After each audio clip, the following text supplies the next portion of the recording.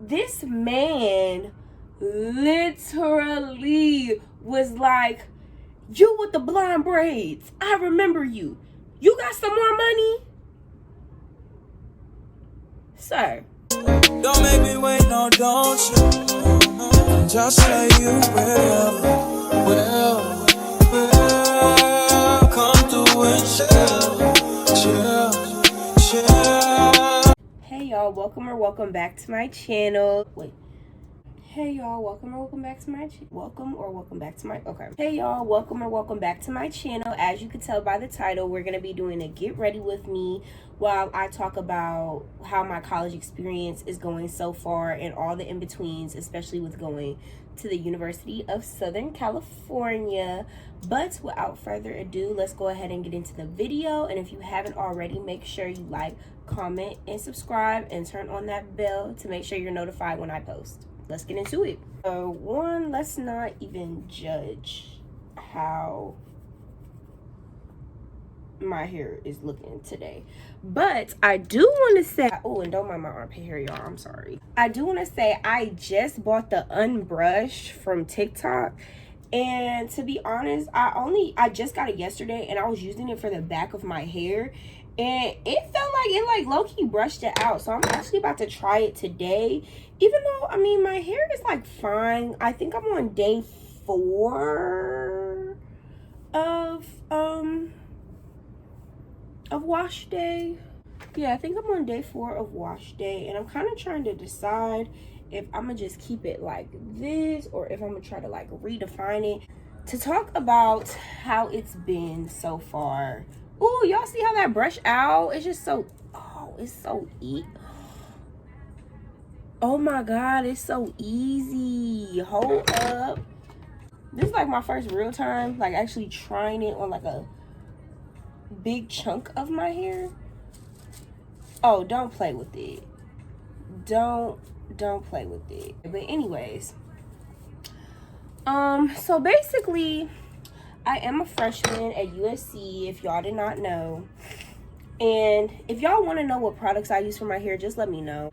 I honestly love my school. Like, I really do. I like the opportunities that they give. I in a way like the not in a way, I do like the diversity that comes with being at this school, because you know, I'm from Cleveland, and the school I had went to was diverse. And at first, when I first was applying to schools last year, I for sure thought I was gonna want to go to an HBCU, but obviously that did not end up happening. And originally, when I was applying to schools, I had applied to Sacramento State, Berkeley, and here.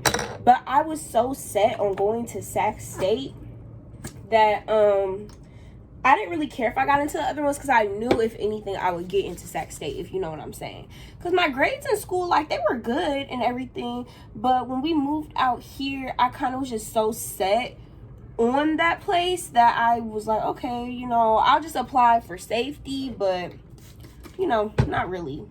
So obviously I ended up being here, you know. And at first, when I first like move-in process for me was just, it was like an up and down, because one, the fact that I'm in a whole different state is like scary, one. And two, my roommate at the time was not here yet, and she didn't come for like, I want to say at least like 3 or 4 days post us moving in, because I am a part of the floor. It's called Somerville, where you basically live in a community and it's all black people. No, it's not segregation. Everybody always be saying that it's not, but you live in a community of black people, and basically the 7th and the 8th floor is a group of black men and then a group of black women. So everybody at this point had their roommate, and I was just like super sad, because I'm like, well damn, like I don't have my roommate yet, you know, like how, you know, it was just sad, because it's like when you see other people with roommates, it's not a good feeling to not have one, especially on the first day. And that first day is like you really connecting with your roommate. So when my mom had left, I kind of was just in this space where I was sad. But I mean, I quickly got over that, like honestly real quick, because eventually I just had to put myself out there. They had us on these retreats, and then I made like my little group of friends. So I feel like for anybody, the first like day, and if I'm looking over here, it's because I'm looking at the mirror, but I feel like for anybody, the first like initial night of college is gonna be like sad. Like you're excited, but you're sad because okay, it's real. Like we're actually here. Like this is not Playtime mode, it's the big league. Go playtime mode, is like that, literally. So that's kind of the emotions I was in, but I quickly got out of that. But yes, so that kind of answers the first part of like how move in was for me, like being by myself for the first time and all that stuff, the struggles of being in college. So I would say being alone is not something that I struggled with doing, like being alone in regards to I need a parent to like supervise me, but it was being comfortable with being alone. Because I feel like those first 2 weeks of college is like a high. You think that, you know, ooh, you have all these friends, y'all are doing all these different things together. You feel like it's not really work, but then eventually work starts to pick up and everybody's doing their own thing. So when everybody kind of started doing their own thing, I struggled. I literally struggled to be comfortable with doing stuff by myself. Because my main group of friends, one of them is in pre-law, so that's already a lot of work. And USC is the type of school where, yes, you're taking your general education classes, but as a freshman, first semester, they will start putting you in classes towards your major. I don't know if that's every college, but for USC, they'll do that. And it'll be very like heavy. And usually with the electives you choose, a lot of people like to choose the electives that cater towards their major. So she's already taking like a lot of heavy law classes. So I'll see her, like don't get me wrong, I see her every day. But you know, like sometimes when you get out of class, you want to hang out. Like no, other people have work. My other friend, she's an LA native. And at the time, her family was moving. So, you know, she has a lot of stuff. She has an outside job. So it's almost as if when she came to school here, her everyday life didn't change. You know, she just now goes to college here. So, and then I have two other friends and they will have classes too. So basically to say, I had to learn to be okay with being by myself. And for the longest time, I just, like I would say, it took me like a couple of weeks to really get comfortable with being like, okay, it's okay to not be with people every single day out of the week. It's okay to take time for yourself. It's okay to do those walk arounds campus and, you know, be comfortable, get to know you, get to know your surroundings. So that's exactly what I did. Because I'm not shy. I'm actually a very outgoing person. But I think because I'm very outgoing, I also require like a lot of attention from the people who I'm close with. Like not even attention, but more of I just want to be around the people I'm close with because I'm a social person. I like to be around people. When I'm not around people for a long enough time, you know, it gets to be sad, but I quickly had to get over that. But after I did, I feel like I actually started to find out a lot of different things about myself. I started to challenge what I liked, what I didn't like, you know, and you actually get a chance to not go like with the grain because you really have to figure out like, okay, is this me? Or in high school, was I just following people? Not saying you're a follower, but was I just following people because I thought that was like end all be all, basically. Once I got into that, I honestly started figuring out like I like to read, I like to draw, I like to do all these things. And for the longest time, you know, I was well, I am a nail tech, but I've kind of calmed down on it since I've been in school. But my whole life was just solely based off of nails. And it originally went from being a hobby to being something that I actually like did for real. So my whole personality was based off of doing nails. But I feel like coming here, I then had to tap into my higher self, basically, and see what I like, what I don't like, what I could put up with. What's my non-negotiables in a friendship? What's my non-negotiables in a relationship? Am I willing to do this at a different time? Am I willing to sacrifice my schoolwork to go to a party? Am I even a party person? Do I like, you know, so it's so much stuff out here. And y'all know them damn college kids, they be partying. What do I like about USC? I feel like I already touched on this. I basically like all of the resources they have. I'm a part of the School of Marshall, and honestly, a lot of people say Marshall is like one of the most funded programs at USC, which right, we going. What a money resign, what a money resign, what a money resign, what a money resign. will I disagree? No, because in my inbox, I'm always seeing some type of opportunity. Like during spring break, they give you the opportunity to go abroad and see what it's like to do business there.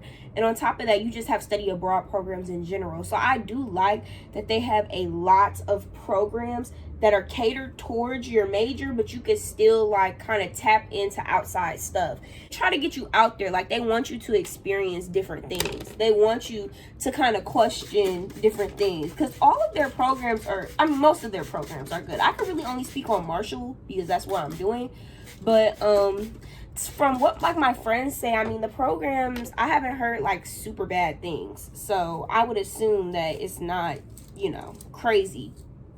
So I just feel like they have a lot of resources, and I like that they do like resume building workshops. There's always something going on campus to help the students out, always some type of career fair.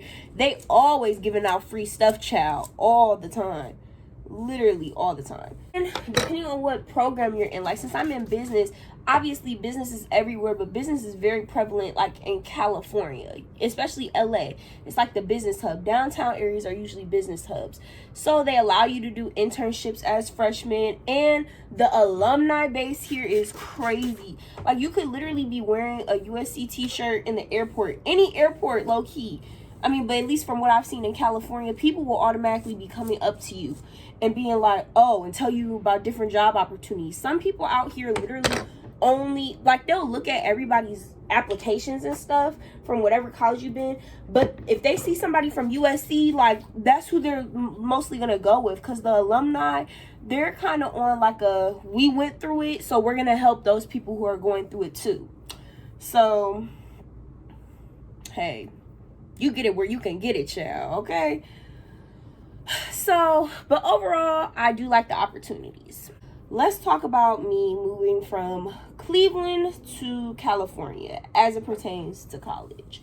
So, if y'all didn't know, back in June, I officially moved out to the Bay Area. You know, I already knew I was going to USC, so I thought it would be an easier transition because I'm like, oh, like, okay, you know, I'm in the Bay, I'm here. But if y'all know California, it could be the same state, but it is a completely different vibe. Like, literally a completely different vibe, child. It's just so different. To be honest, I'm not a big fan of the fast life here. You know, it's very sad to see homeless people all the time, which don't, in Cleveland, yes, you see homeless people, but the homeless people out here, like the amount of unhoused people, I think that's what they call them, is literally crazy. Like everywhere you go, and it's just so sad because it's like, as much as I want to help and want to give something, it's like I'm a broke college student myself, like, you know. And it is so funny because I have this funny story on how it's, if you know USC, you know the USC Village, and that's basically where they'll have like housing, but also like restaurants, Target, Trader Joe's, like for people who are from campus but then also off campus. And it was this man, and if y'all go here, let me know if you know who I'm talking about. But this man who be in a wheelchair, and he'd be like shaking his cup, and I hate to say it like that, but he'd be shaking his cup, be like, $1, a nickel, a penny. I'd be like, oh shit. If you put a rock in my cup, then I will shut the fuck up. And you ain't gotta be a baller to give me your motherfucking dollar. So one time I had gave it to him, and mind you, when I first came to college, all the black girlies know we be coming with our hair laid and slayed in the braids, child. And I had blonde in my hair, and I remember I would be carrying around this pink fan because I literally was always hot. Next time I'm gonna close my window because this noise over here is freaking ridiculous, bruh. It's ridiculous. So This man, he was like flagging my ass down. I don't know if it looked like I had money, because I don't. But if it did, child, he was sadly mistaken. But I did have a 5 in my pocket. So long story short, I had ended up giving him the 5. And editing Taryn here again. I am so sorry. That noise, child. And he was like, oh, like, God bless you. And honestly, I felt good that day. I'm like, okay, you know, that man, he looked like he needs some help. How about literally, I went to go walk back to the village. This man literally was like, you with the blonde braids, I remember you. You got some more money? Sir.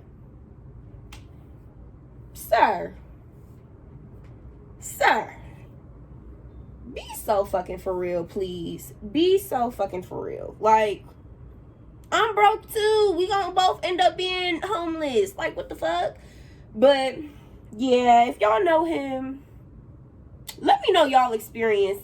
If y'all do know who I'm talking about, USC people, let's listen, because that man always be there. But if I'm being honest, I haven't even seen him.